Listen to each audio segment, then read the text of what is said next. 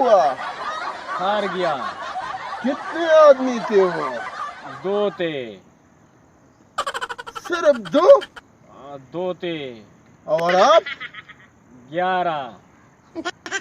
फिर भी हार गए तुम लोग। तो क्या करे सरदार, बिजली की तरह चक्के मार रहे थे।